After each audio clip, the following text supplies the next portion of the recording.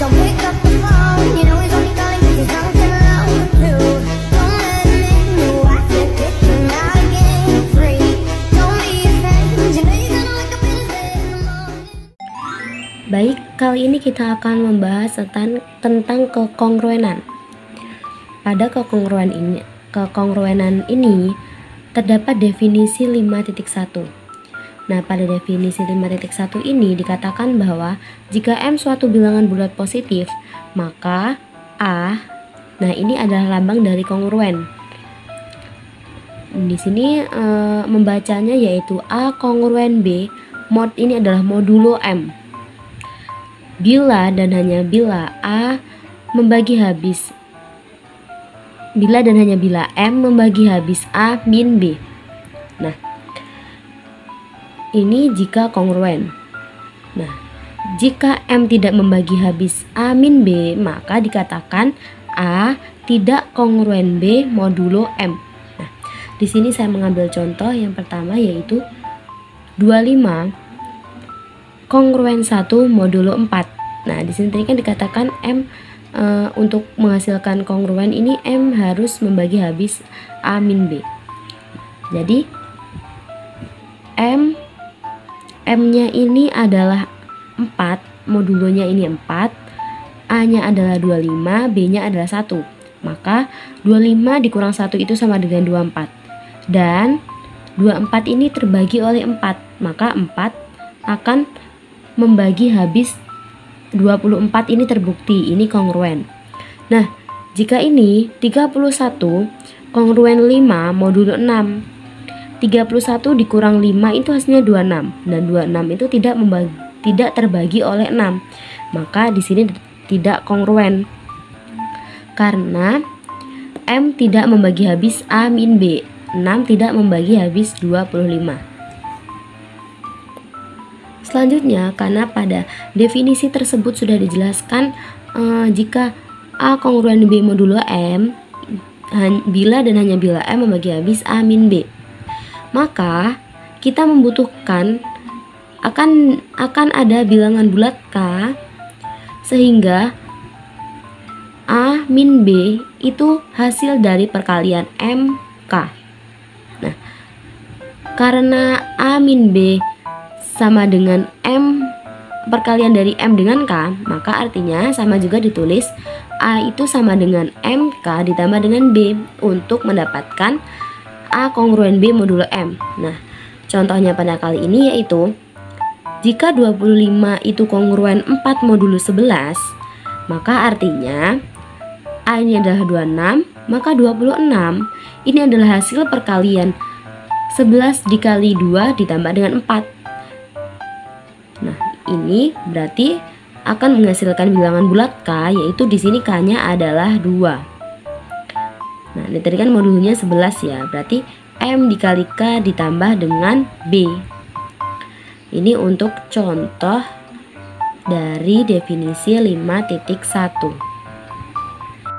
Nah, selanjutnya, kekongruenan modulo suatu bilangan bulat positif adalah suatu relasi antara bilangan-bilangan bulat. Dapat ditunjukkan bahwa relasi kekongruenan itu merupakan relasi ekuivalensi.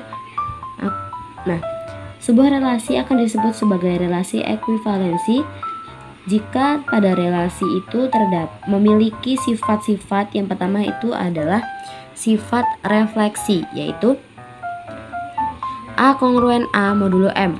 Nah, sebelum melanjutkan ke sifat yang lainnya, kita bahas dulu yang ini.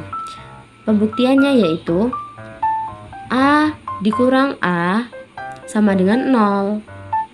Maka A kongruen A modulo M. Kita substitusikan ke sebuah bilangan bulat, yaitu di sini saya mengambil contoh 13 kongruen 13 modulo 6. Nah, 13 dikurang 13 itu adalah 0 ya teman-teman. Maka 0 terbagi oleh 6. Nah, sifat yang selanjutnya yaitu sifat simetris.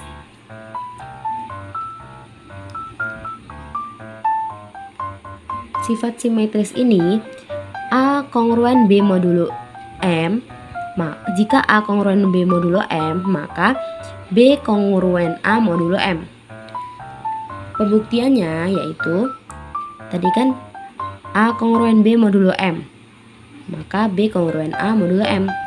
A-nya 13 kongruen 1 modulo 6, berarti dapat ditulis 13 dikurang 1 itu sama dengan 12 ya. Nah 12 ini perkalian dari 2 dan 6, maka B kongruen A modulo M 1 kongruen 13 modulo 6.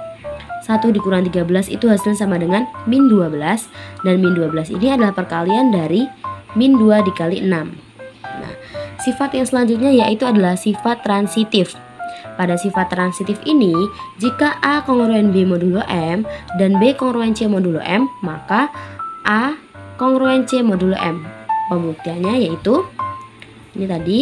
Nah, jika A kongruen B modulo M, di sini saya akan substitusikan ke suatu bilangan bulat yaitu 13 kongruen 1 modulo M.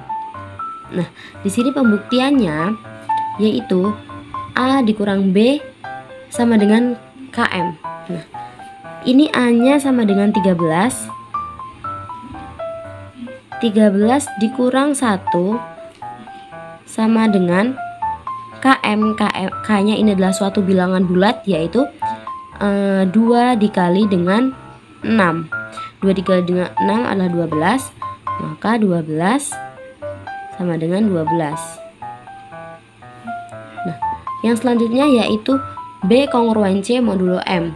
1 kongruen C-nya ini adalah bilangan bulat yang baru yaitu 19 modulo 6.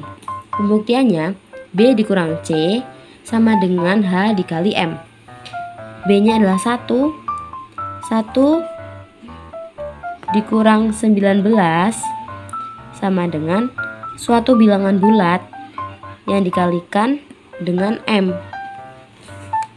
Maka di sini hasilnya adalah min 3 dikali dengan 6.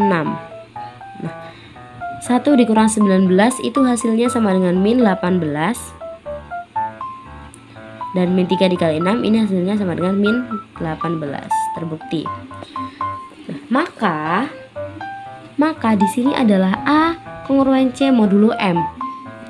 Dengan A-nya 13, A-nya tadi di sini sudah ditulis berarti A-nya adalah 13, kongruen C, C-nya 19, modulo M, M-nya 6. Nah, pembuktian dari pernyataan tersebut yaitu A di sini A-nya adalah 13 dikurang C 19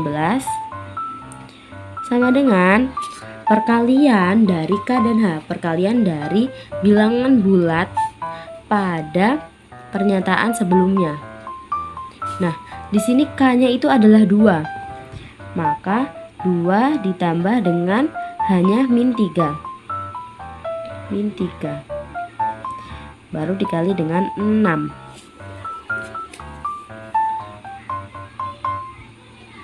13 dikurang 19 ini hasilnya sama dengan min 6.